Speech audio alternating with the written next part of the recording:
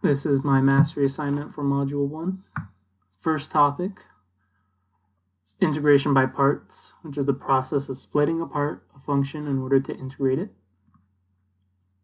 Here our general equation is the integral of f of x times g prime of x dx equals f of x times g of x minus the integral of f prime of x times g of x dx.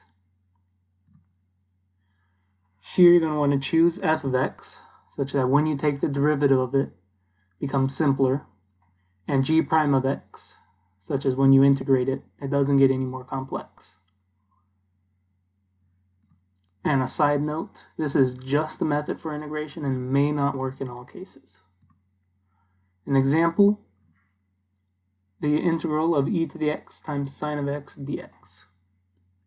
Now here, both e to the x and sine of x, when differentiating them, it doesn't get any more simpler, but they also don't get any more complex.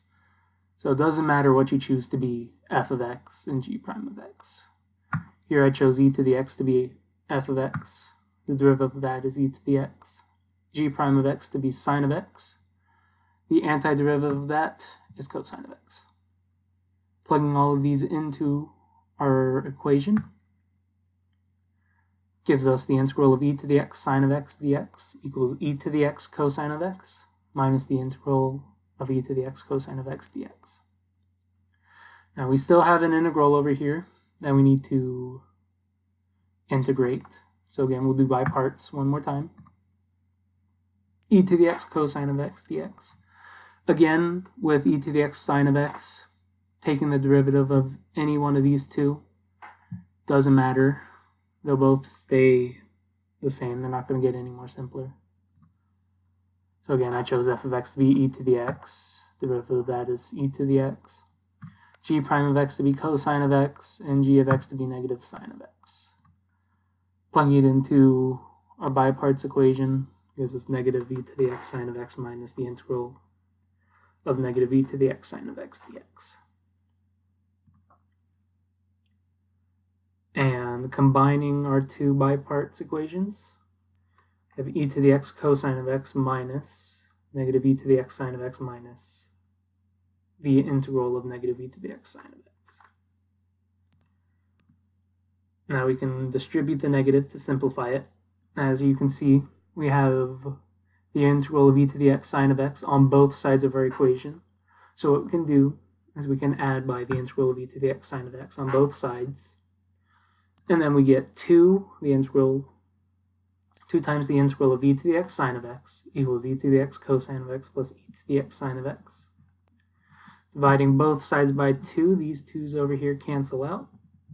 And we're left with our final answer of e to the x cosine of x plus e to the x sine of x over 2 plus c.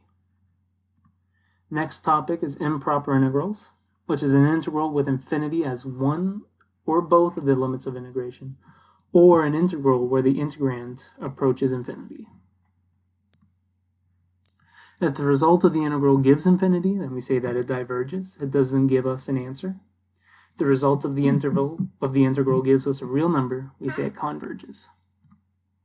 An example of an improper integral would be the integral 1 to infinity of 1 over x squared dx. Now what we're going to do is we can say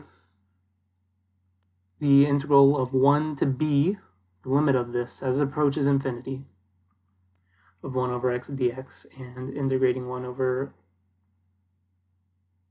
x squared gives us negative 1 over x. So rewriting this, after we say the top minus the bottom, plugging it into our antiderivative, say negative 1 over b plus 1 over 1, substituting infinity in for b, say negative 1 over infinity plus 1 over 1. When the denominator becomes a really large number, such as infinity, we say it just equals 0, and 1 over 1 is just 1. Our final answer of the integral from 1 to infinity of 1 over x squared dx equals 1. And we say this integral converges.